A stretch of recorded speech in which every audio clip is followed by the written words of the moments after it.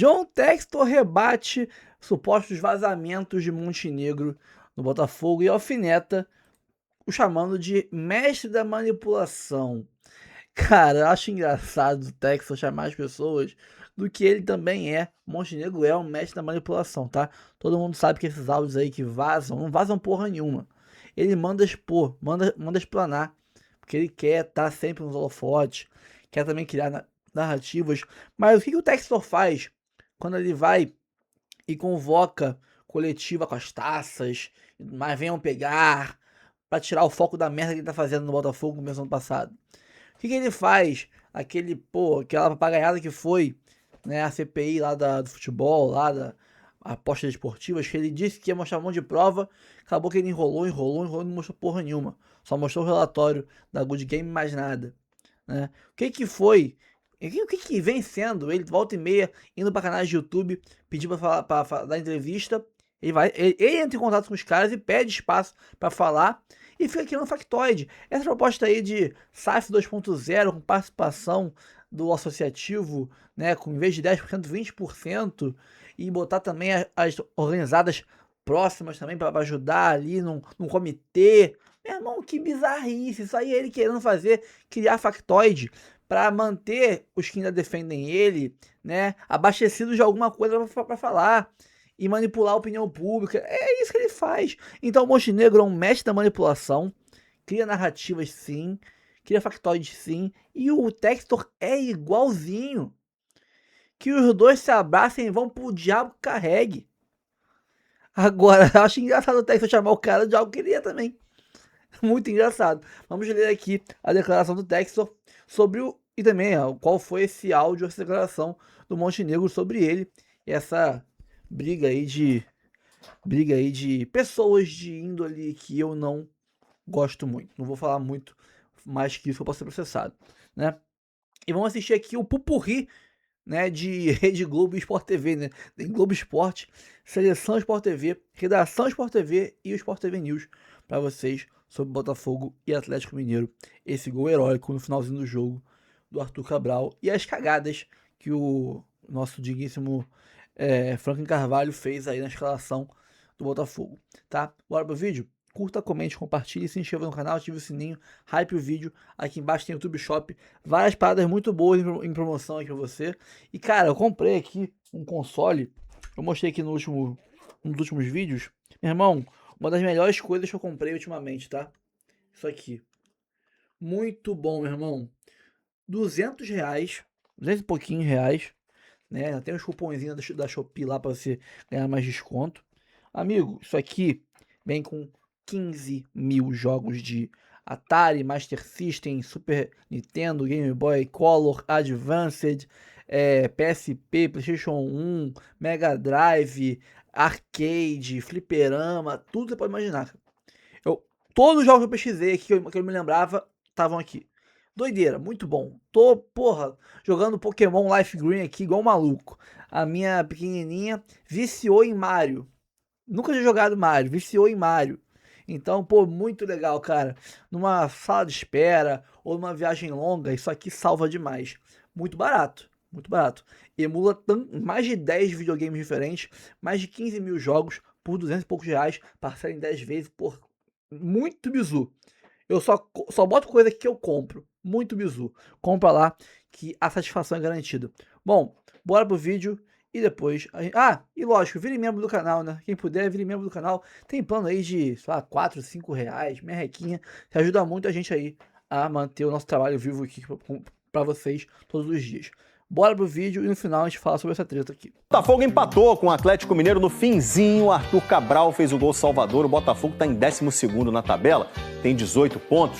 Ontem o técnico Franklin Carvalho, que estava completando um mês lá comandando o Botafogo, resolveu fazer um negócio diferente. Meteu 4 volantes no time. Newton, Edenilson, Danilo e Medina. Deu muito certo não. A jogada do gol do Atlético começou assim. Newton estava na lateral direita, aqui na parte de baixo da tela. Danilo e Medina no meio. Nenhum deles conseguiu bloquear o passe. E o Edenilson um pouco mais na frente.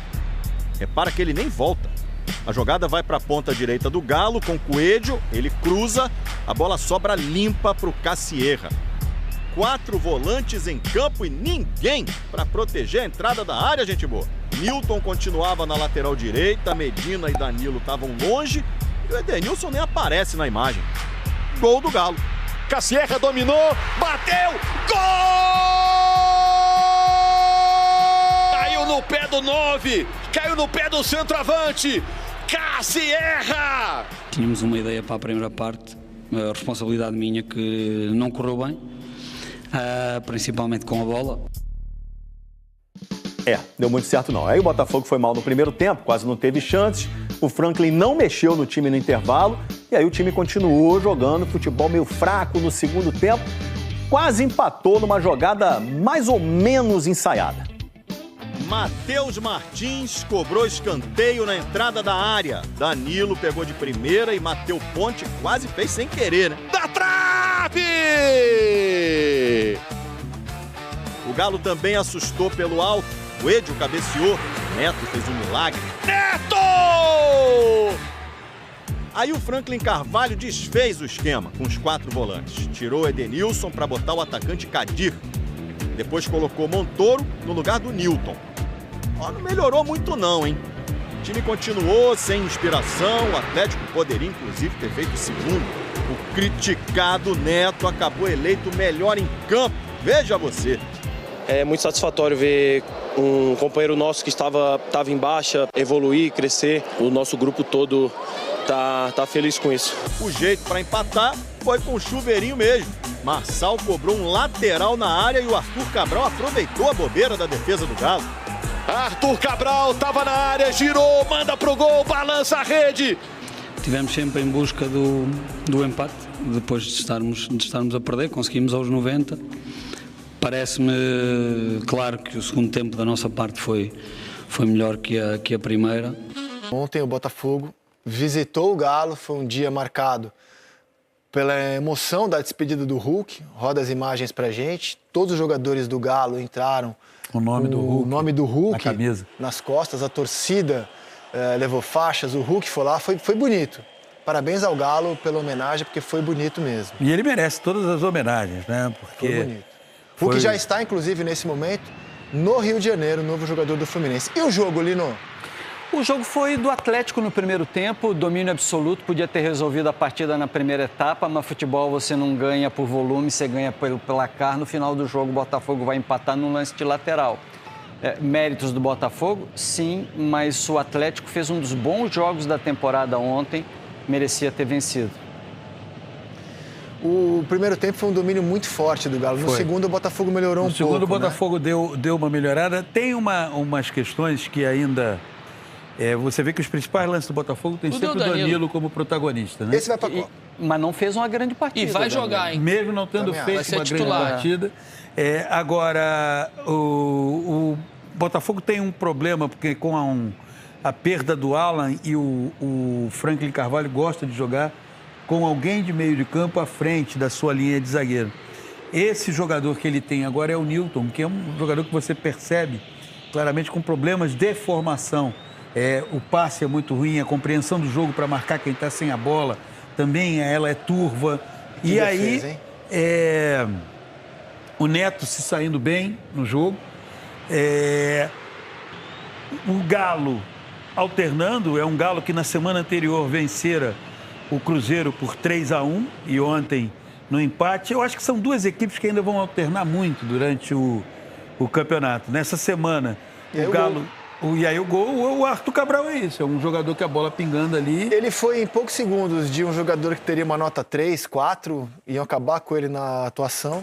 Aí você apaga o texto rapidinho, fez o gol que garantiu o empate. É um jogador que, para um tipo de jogo, ele pode funcionar. Se o jogo tem volume pelos lados, acionando, tendo como referência dentro da área. Agora, para um outro jogo de mais troca de passe, aí eu acho mais difícil.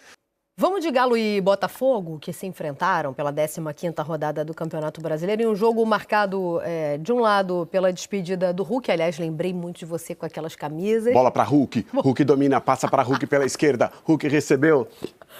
Todo mundo, né, no time do Atlético Mineiro tinha Hulk estampado nas costas como uma homenagem, né, ao ídolo atleticano que está se despedindo, fez seu último jogo, né, com o Atlético Mineiro nessa partida contra o Botafogo. E do lado do Botafogo, um jogo marcado por uma boa participação do goleiro Neto. Que vem melhorando. Vem melhorando. Esse jogo foi bom, esse jogo dele foi bom. Mas não é a primeira participação de bom nível. Mas acho que está vencendo a desconfiança ainda. Está na fase de vencer a desconfiança. Sim. Mas já vem melhorando. Aí esse é o gol do Atlético, né? A Sierra. Do Hulk. Hulk, camisa 9. Porque todo mundo tinha Hulk nas costas. Hulk, camisa 9. E que colocou o Botafogo numa situação de ter que buscar o resultado. Com o Barbosa ali, ó. Barbosa fazendo suas últimas partidas pelo Botafogo. Esse foi o 10º ou 11º? 11º. 11º. Então, se fizer o próximo, não pode mais. Não, só pode fazer o próximo. O 12 é o que vai segurar, certo? Tá, beleza. Só pode o próximo. E então, aí depois ele não poderia mais se transferir, só que ele já tem a transferência acertada, né? Aí o Botafogo na parte final, porque o time do Atlético tem muita dificuldade, né? Um time que não é um time... É um time que vem caindo de qualidade técnica, não, porque tem muitos jogadores com qualidade técnica, eles só não apresentam a qualidade que eles têm. E não é um time arrumado, é um time que tem dificuldade ainda de entender o trabalho do técnico. Aí, ó, a defesa do Neto. Ontem foram umas 4, assim, desse nível, ele foi bem, ele foi bem. Ele manteve o Botafogo no jogo até o final. E aí, no final, o Botafogo achou um gol no latereio, né? Latereio, o Botafogo acabou empatando a partida. Mas o Atlético, olha lá, aí bate a bola no jogador do Atlético e sobra para o Arthur Cabral fazer. Oportunista, estava ligado. Sim, é o gol de centroavante. É o gol de centroavante. E o Botafogo consegue um bom ponto. O problema é que quem está nesse bololô ali, quando faz um ponto só, perde muitas posições, porque é todo mundo muito pertinho. Então, aí o Botafogo foi lá para 12º. O Atlético também está mais ou menos ali na mesma turma. O Botafogo, que eu acho até que tem mais potencial do que outros times que estão nessa bagunça aí, mas vai ter um problema no segundo semestre, porque vai perder jogadores importantes, né? Está conseguindo administrar uma crise política. O Barbosa, a gente já sabe, o Danilo... É bem provável, né? Na verdade, assim, o último que sair apaga a luz. Todo mundo, tendo oportunidade de ir embora, que vai querer ir. Em contrapartida, para muito atleta, jogar no Botafogo também é uma... Mas assim, eu acho que o atleta que está no Botafogo... É que a gente fala de um nível muito alto, né? No caso dessas perdas, eu acho que... Mas assim, e outros, se tiverem proposta, ninguém vai pensar 2 vezes, entendeu? Porque não é pela história do Botafogo, pela camisa do Botafogo. Pelo momento. Pelo momento, pela bagunça que é o clube. Então tem esse problema para o segundo semestre do Botafogo, que pode fazer com que o Botafogo fique nessa turma do pessoal que joga a mesma coisa. Sabe, pessoal? Sabe todos os times que jogam a mesma coisa? Santos, Grêmio, Corinthians, Atlético Mineiro. O Grêmio ontem jogou para não jogar aquilo Todo ali, não existe. Todo mundo joga o mesmo nada. Todo mundo joga o mesmo nada. Mas o Grêmio não estava jogando esse... A gente vai chegar lá. O Grêmio não estava jogando esse nada, não. A mesma turma do Corinthians. O Corinthians fez um bom jogo ontem, né? Em determinados momentos. Mas tem uma variação muito grande também. Joga momentos bons e tem momentos ruins. Então, é uma turma que está jogando mais ou menos no mesmo nível. E trazer um pouquinho... A gente viu um domínio muito grande do Atlético no começo. Principalmente no primeiro tempo. E acho que ao longo da segunda etapa o Atlético teve chances melhores também, que o Botafogo. Né? Aliás, o gol no final me causou um certo susto. Eu não esperava que o Botafogo fosse empatar aquele jogo, não. Talvez tenha saído mais decepcionado o Galo desse... Talvez não, né? Com certeza saiu, né, Xará? Oi, Barreto. Bom dia para você, Coutinho, Luciano, todo mundo está acompanhando o nosso redação. Com certeza foi esse empate com gosto amargo, né? Gosto de derrota, porque mais uma vez, né? Essa não foi a primeira partida, a segunda partida em sequência em que o Atlético não consegue bancar a vitória, né? Porque quando a gente lembra que depois da vitória no Clássico contra o Cruzeiro, o Atlético foi jogar na Sul-Americana, né? E aí, pela Sul-Americana, o Atlético abre um 2-0 e toma um empate em 10 minutos contra o Juventude de Las Piedras, time da 14ª colocação do Campeonato Uruguaio, um campeonato que tem 16 times. Aí agora, contra o Botafogo, uma vitória que estava magra, né? Mas estava valendo os 3 pontos. O Atlético acaba tomando um empate aos 44 minutos do segundo tempo. Esse 1-1, que a gente pode falar aqui, que também não chega a ser um resultado injusto, né? O resultado pode seria justo 1-0 para o Atlético, seria justo 1-0 para o Botafogo, e esse 1-1 também não foi de todo injusto, porque quando a gente pega os números da partida, o Atlético teve 15 finalizações, 6 no gol. O Botafogo teve 16 finalizações, 5 no gol. Sendo que o Neto fez uma grande defesa numa cabeçada do Coelho e o Botafogo também acerta uma bolada na trave no gol defendido pelo Everson, né? Então, assim, o Atlético começa melhor a partida, aos 22 minutos do primeiro tempo, abre o placar, tem um primeiro tempo mais consistente do que o Botafogo com as principais chances criadas no primeiro tempo, ali pelo Barbosa, chutes de fora da área, jogadas de escanteio. Chega o segundo tempo, o Botafogo demonstra um crescimento, o Atlético tem o domínio de novo da partida, mas a partir das substituições o Atlético perde realmente o ímpeto que tinha na defesa. O Atlético sofreu com problemas na defesa, perdeu o Juan Tressoldi minutos antes da partida, com dores musculares. E aí teve que improvisar o Natanael como um terceiro zagueiro. O Lianco estava suspenso, o Atlético não pôde jogar ontem também. Então o Atlético teve problemas na defesa ontem e aí não conseguiu sustentar esse resultado mais uma vez, o que deixa o time a 1 ponto, né, do Grêmio, o primeiro time dentro da zona de rebaixamento. A gente acabou de ver aí a defesaça que o Neto fez na cabeçada do Coelho. Depois o Vitor Hugo ainda perde uma grande chance de cabeça, o Ivan Roman também perdeu uma chance de cabeça e o Atlético tomou um gol de latereio, né? Um gol que não é difícil de ser marcado, né? Uma bola alçada dentro da área que acaba batendo nas costas do Alan Franco, bate nas costas do Júnior Alonso e acaba ali sobrando para o Arthur Cabral empatar a partida. Esse é o gol que tira o treinador do sério. Torcedor também. Torcedor, lógico, né? Sofreu empate, decepcionou, mas o treinador especificamente, esse aí fica louco, porque assim, eu preparo tudo, eu planejo, se o cara vai, me manda um lateral na área, a bola bate nas costas do zagueiro. Nas costas do zagueiro. Não é nem aquele lateral nas costas para ser generoso, né, gente? Assim, vou falar que bateu no bumbum ali dele. Foi na né? bunda mesmo? Acho que foi nas costas. Vamos ver. Não, foi nas costas. Não, foi nas costas. Foi mais pra cima, Xará. Foi mais pra cima, né?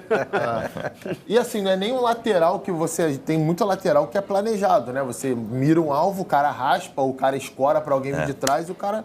O companheiro vai lá e faz o gol. Não, porque, claro, né, gente? O latereio nem sempre é uma jogada de desespero. Jogou na confusão e deu bom. Foi isso que aconteceu. Tem gente que usa como recurso. Tem um cara que consegue jogar com força. Um centroavante que sabe se posicionar para fazer a casquinha. Tá tudo valendo. Mas... Ontem o Alonso ficou em cima do Kadir e não olhou a bola, né? Ele ficou marcando o Kadir ali, a bola bateu nas costas dele. Achei o primeiro tempo de muita superioridade. Achei a escalação do Botafogo bem confusa, com algumas trocas que podiam... trazer coisas boas para o time, mas o Edenilson e o Danilo, por exemplo, mudando muito de posição, o Nilton várias vezes vinha cobrir o lado direito de defesa, principalmente quando o Botafogo não tinha bola. No lance do gol, inclusive, que ele sai pelo outro lado, o Nilton tá lá marcando o Bernard. Em vários momentos, para mim, isso ficou confuso do Botafogo sem a bola. A frente da área, principalmente quando o Nilton vinha para a última linha, os outros jogadores de meio campo do Botafogo não têm essa característica de ocupar a frente da área. Até o gol sai naquele ponto, tudo bem, era o centroavante, não deveria ser marcado pelos volantes. Mas ficou muito vazia aquela frente da área do Botafogo ali. Achei que criou algumas confusões, principalmente esse lado direito ali, que era Ponte, Nilton, e às vezes era o Edenilson na segunda linha, às vezes era o Danilo.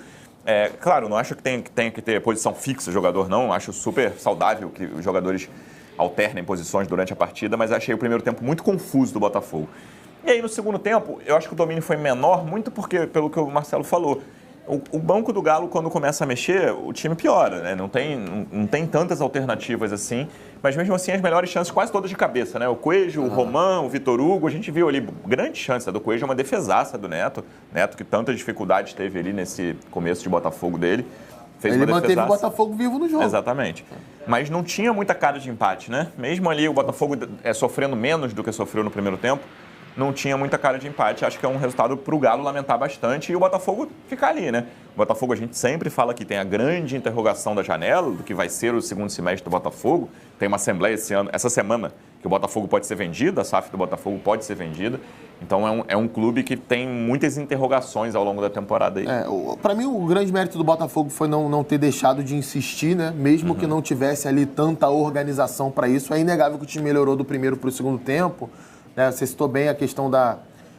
eu achei confuso também com a bola, né? O time não conseguia se conectar no campo de ataque, os jogadores pareciam não entender exatamente qual era a função deles ali, os movimentos que tinham que ser feitos. Acho que isso no segundo tempo melhora. Apesar de achar que o Galo teve oportunidade para matar o jogo, como a gente tá vendo aí, ó, esse chute do Coelho, tem a cabeçada do próprio Coelho logo depois, a cabeçada do Ivan Roman. Essa questão da marcação no início, Luciano, a leitura que eu fiz, pelo menos, foi de que a ideia do Franklin era individualizar a marcação quando o Botafogo fosse subir a marcação. E aí o Botafogo muitas vezes perdia o tempo disso. Inclusive, tem o lance do gol, que é uma troca de passes desde trás do Galo, mas tem uma outra jogada também que é muito parecida e chega a ser finalizada, mas não sai o gol. O Botafogo é sempre muito atrasado. Então era o Newton com o Bernard, o Medina com o Maicon. Você tinha ali o Danilo combatendo um dos zagueiros do Atlético e o Edenilson subindo no Júnior Alonso para o Ponte bater com o Renan Lodge. Mas esses encaixes muitas vezes não eram buscados no tempo correto. E aí o Atlético escapava com boas trocas de passe, como no lance do gol. Jogo marcado também pelas homenagens ao Hulk, né, Xará? Termina bem essa... Porque não é que a passagem do Hulk tenha sido afetada pelo que foi, né? Mas pelo que foi essa negociação para a saída dele, é isso que eu quero dizer. Mas o risco era ficar assim, algo mal amarrado de um lado ou de outro, mas né, ele foi lá, foi saudado, a torcida fez homenagens. Acho que fica tudo... E isso aí ajuda muito, né? Certamente. Essa quantidade de taças que ele ajuda o Galo a conquistar, né? No final das contas, né, assim, apesar de todo o desgaste da novela, quando vai dar aquele capítulo final, aquele ponto final, né, no fim das contas todo mundo faz as pazes, né, e a gente teve muita emoção ontem lá na Arena do Galo. O Hulk foi ovacionado pela torcida. Era para ser uma festa completa se não fosse realmente esse empate, seria o presente do Dia das Mães atleticano, né? Mas não foi assim que aconteceu esse presente, mas a parte da despedida, muito emocionante, todas as gerações, desde crianças pequenas, adultos, pessoas mais velhas, todo mundo, várias pessoas chorando em campo, então foi uma festa muito bonita de despedida para o Hulk, né? É claro que em alguns momentos ali, algumas críticas por parte da torcida, porque o Hulk já vestiu a camisa do Fluminense, já deu entrevista como jogador do Fluminense. Isso acho que acabou refletindo um pouco na quantidade de pessoas, né, no número de torcedores que foram ao campo ontem. Foi um bom público na arena, 33 mil torcedores, mas o Atlético esperava que fosse ali na casa dos 40 mil, né? A capacidade da arena é de 44 mil, 45 mil, porque tem a parte do isolamento para a torcida do adversário. Então o Atlético esperava ali na casa dos 40 mil torcedores, foram 33 mil, mas que deram esse último tchau para o Hulk muito emocionado também nas entrevistas, ele também agradecendo desde 2021, né, o Hulk fazendo gols, 309 jogos com a camisa do Atlético, 140 gols, o 7º maior artilheiro da história do Galo. Votei na enquete do GE. Globo para situar o Hulk, né, entre os ídolos do Atlético, gabaritei. O meu voto foi o voto vencedor. Reinaldo em primeiro, Hulk em segundo, Ronaldinho Gaúcho em terceiro. Eu troquei o terceiro, João Leite. Também. É que, às vezes, o cara se torna ídolo mesmo sem ter uma passagem tão longa, né? Pelo impacto que ele traz no resultado, simbólico, né? O Ronaldinho, o papel que teve na conquista da Libertadores. Mas, enfim, esse voto também é sempre muito subjetivo, né? Mas foi legal participar, foi legal fazer esse exercício. Marcelo Lages, obrigado pela participação na redação de hoje. Ontem teve título na Europa, hein? Jogo de título. No grande clássico do país, talvez, não sei se é um... Bom, vamos ler aqui. John Textor rebate vazamento de Montenegro no Botafogo e alfineta mestre da manipulação. Na última semana, vazaram áudio e mensagens de Carlos Augusto Montenegro, ex-presidente do Botafogo, criticando duramente John Textor, ex-controlador da SAF. O empresário norte-americano rebateu em comentário no perfil Panorama Botafoguense. Você vê que ele vai sempre nas páginas assim para conseguir espaço para falar e para ter ali o hype, os factoides dele, né? Os caras não estão errados não, tem que dar espaço mesmo.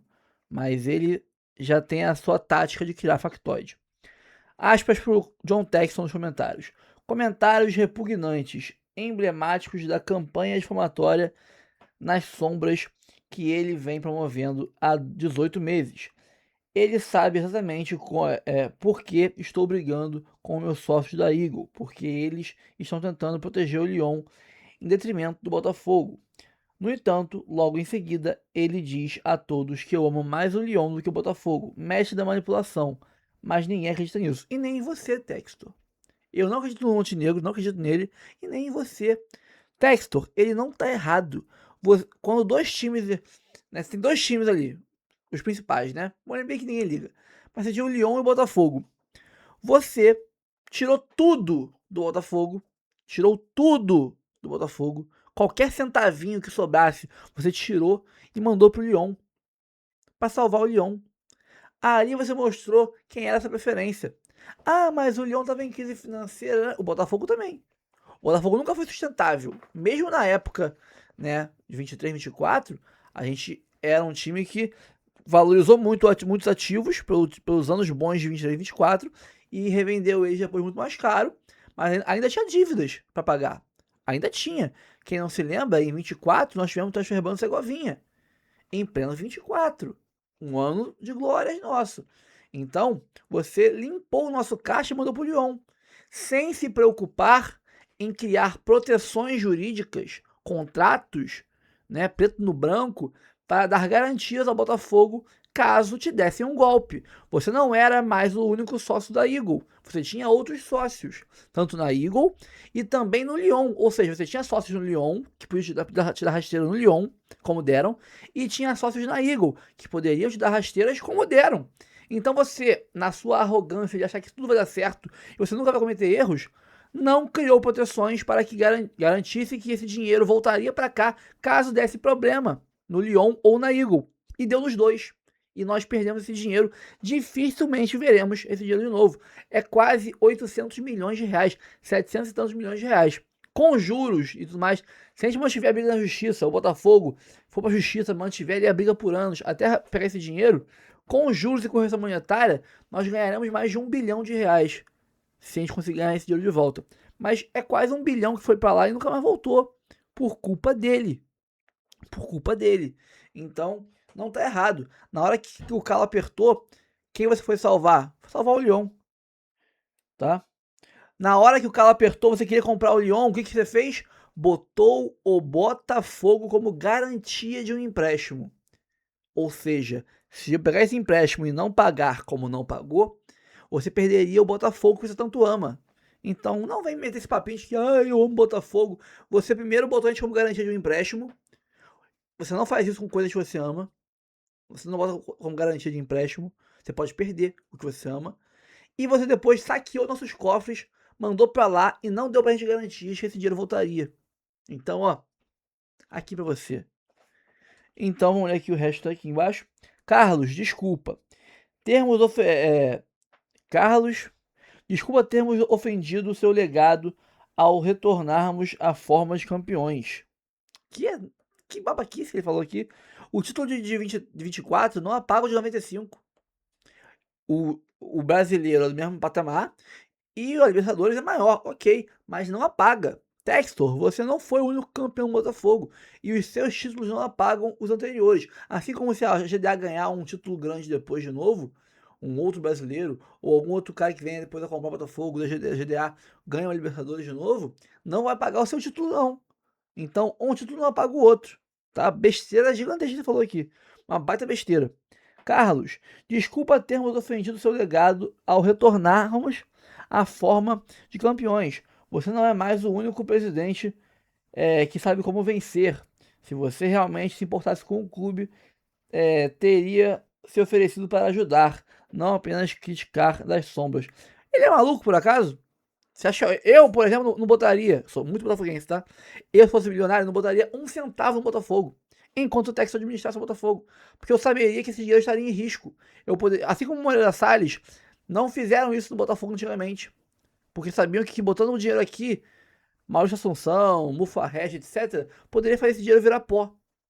Então, Ele não é doido de pegar o dinheiro dele e botar num clube que ele não terá poder sobre aquele dinheiro e pode correr o risco do dinheiro sumir, ser mal gasto ou ser mandado pro Lyon sem ele ter como né, influenciar em nada.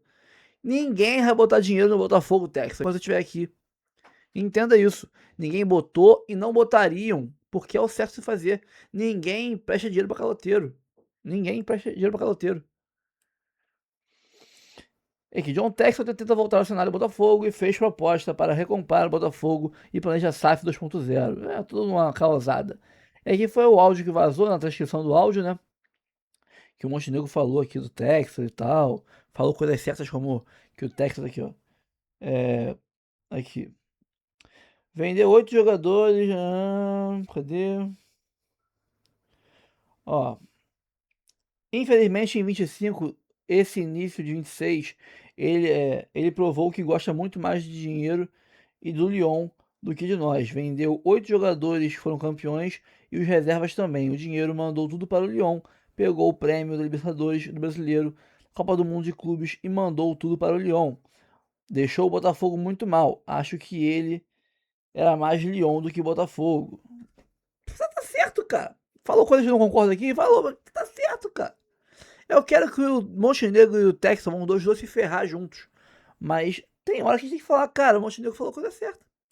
E ó, fazendo meia culpa aqui, que eu sempre odiei o Montenegro. Cara, o cara que, nesses áudios vazados do Montenegro, você vai para analisar, ele falou muita coisa certa. Lembra lá atrás que ele vazou um áudio de que falou que o Textor tava pegando dinheiro com a agiota? Ele tava pegando dinheiro com a agiota. Nem a agiotagem aqui no Rio de Janeiro bota juros de 700% ao ano, cara. Nem a agiota do Rio de Janeiro bota juros tão caros como a GDA Luma botou nesse caso do Textor aí, aquele empréstimo de 25 milhões, que seriam 50, né? Que depois ele assinou a RJ, né? O pedido de recuperação judicial e se tornaram aí 55 milhões de dólares, de 25 para 55 milhões de dólares numa canetada. Nem a agiota em tão pouco tempo mais que dobra a dívida. Então, faz sentido, né? Até que ele tava certo. Naquele áudio ele falou que o Textor tá pegando dinheiro. O Textor tá pegando dinheiro com a agiota. Não é que tava? Cara. Ai, meu Deus do céu, cara. Estamos rodeados de gente de caráter duvidoso.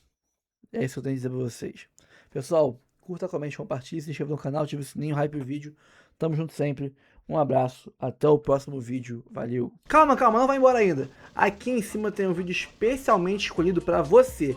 E aqui embaixo tem o último vídeo que a gente postou. Corre lá e assiste, é maneiro. E aqui você vai se inscrever no canal. Clica aqui, se inscreve no canal, dá essa moral pra gente. Tamo junto.